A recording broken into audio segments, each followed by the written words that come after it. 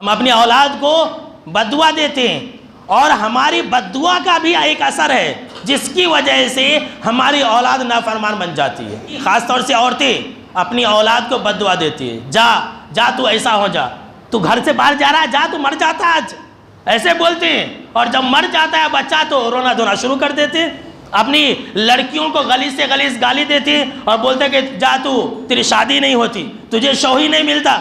इस तरह की गलीस गलीस गालियां देते हैं। सुन लीजिए, अगर आप अपने औलाद को गालियां देंगे तो आपकी औलाद आपकी नाफरमान बन जाएगी और हो सकता है कि आपकी गालियों की वजह से, आपकी बद्दुआ की वजह से आपकी औलाद की दुनिया भी तबाह बर्बाद हो जाए। क्यों? इसलिए कि जनाब मोहम्मद अरबी सल्लल्लाहु अलैहि वसल्लम ने फरमाया, ला तदू अला अनफुसिकुम वला तदू अला औलादिकुम वला तदू अला अमवालिकुम। कह लोगो, अपनी औलाद को बद्दुआ ना दो।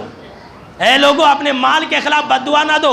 ऐ लोगो, और अपने आप के ऊपर बद्दुआ या कलिमात ना निकाला करो। क्यों?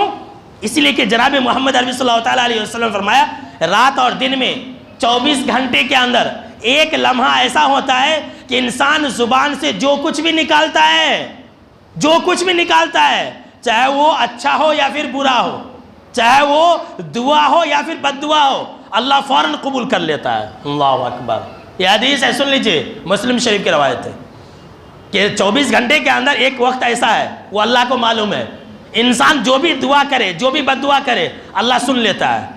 तो हम और आप औलाद को बद्दुआ देते हैं, सुबह शाम गालियाँ देते, तू ऐसा हो जा, तू वैसा हो जा।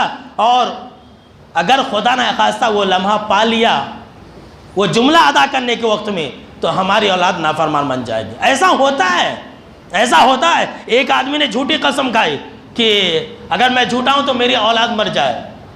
बहुत सारे लोगों ने इस बात की गवाही दी कि उसकी औलाद मर गई, इसलिए कि सबको मालूम था कि वो झूठी गवाही दे रहा है। देखिए क्यों ऐसा इसलिए हुआ कि उस इंसान ने जब वो जुमला, वो अल्फाज, वो बद्दुआ अपने औलाद के खिलाफ निकाला तो उस वक्त को पा लिया।